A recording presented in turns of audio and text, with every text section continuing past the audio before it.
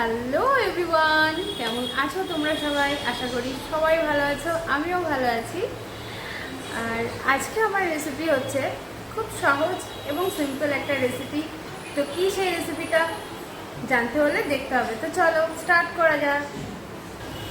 তো রেসিপিটা হচ্ছে এই যে আমি এখানে লাউ পাতা নিয়ে নিয়েছি। এবার লাউ পাতাটা দিয়ে কি করব দেখতে পাবো। এই লাউ পাতায় ভাপা করব মায়া মাছ। দেখতে পাচ্ছ এই যে মায়া মাছ, লাউ পাতায় আজকে ভাপা হবে মায়া মাছ। তো চলো দেখতে থাকো রেসিপিটা কি। তো দেখো আমি এখানে 150 গ্রাম মায়া মাছ নিয়ে নিয়েছি।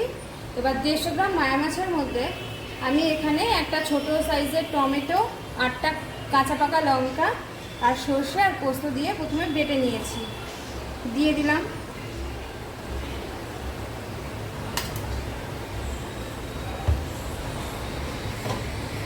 এইবার দিয়ে দেব পরিমাণ মতন হলুদ, দিয়ে দিলাম পরিমাণ মতন লবণ,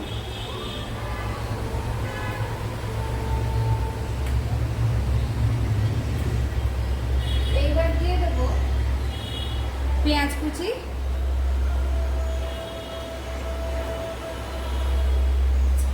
এইবার সবগুলোকে আমি ভীষণ ভালো করে মাখবো। আরও কিছু দেবো, তো দাঁড়া আসছি। এইবার আমি এর মধ্যে দিয়ে দেবো একটু কালো জিরে, তারপরে দিয়ে দিলাম অল্প করে সরষের তেল। এইবার আমি সবগুলোকে ভালো করে মিক্স করে নেব। তো চলো আগে মিক্স করে নিই। তো দেখো আমি এখানে মাছগুলো খুব সুন্দর করে মাখিয়ে নিয়েছি, মাখিয়ে নিয়েছি খুব সুন্দর করে। এইবারে আমি এই পাতার মধ্যে দিয়ে দেবো সর্ষের তেল। আমি লাউ পাতাগুলো খুব সুন্দর করে ভালো করে ধুয়ে জল ঝরিয়ে তারপরে থালার উপরে রেখে দিয়েছি।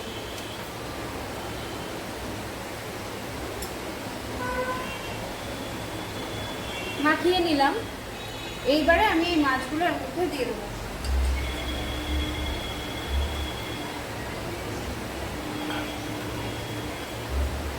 মাছগুলো দিয়ে দিলাম।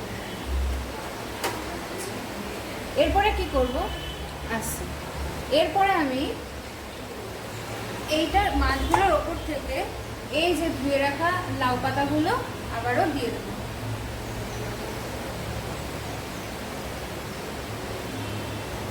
আমি এই মাছগুলোকে এই পাতা দিয়ে কোনো রকম ভাবে বাঁধবো না। তো প্রথমে ঢেকে নিই ভালো করে। তো দেখো আমি এগুলো খুব সুন্দর করে ঢাকা দিয়ে নিয়েছি। এরপরে আমি গ্যাসটা জ্বালিয়ে দিলাম, প্যানটা বসিয়ে দিলাম। এইবারে আমি প্যানটার মধ্যে দিয়ে দেবো খানিকটা সর্ষের তেল। আমি আঙুল দিয়েই এটাকে ছিটিয়ে নিয়েছি। প্যানটা খুব একটা গরম না, তোমরা কিন্তু এই আঙুল দিয়ে আমার মতন করতে যেও না, ব্রাশ দিয়ে কিংবা খুন্তি দিয়ে করো। এইবার প্যানের এই যে ফ্লেমটাকে আমি একদম লো করে দিলাম, দিয়ে আমি এই মাছটাকে আস্তে আস্তে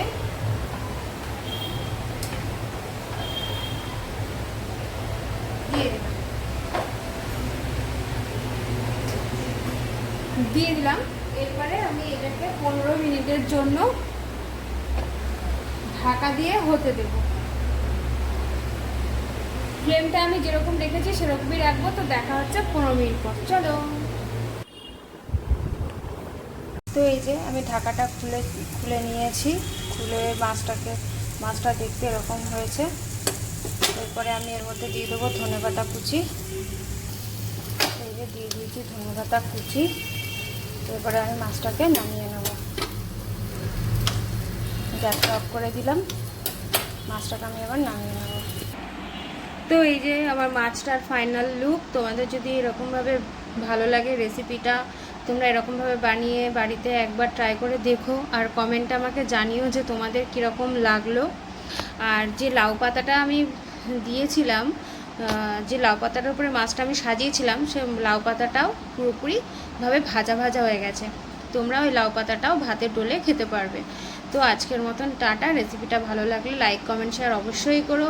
যারা ফেসবুক থেকে দেখছো তারা পেজটাকে ফলো করে রেখো, আর যারা ইউটিউব থেকে দেখবে আমার চ্যানেলটাকে প্লিজ সাবস্ক্রাইব করে দিও। তো আজকের মতো টাটা।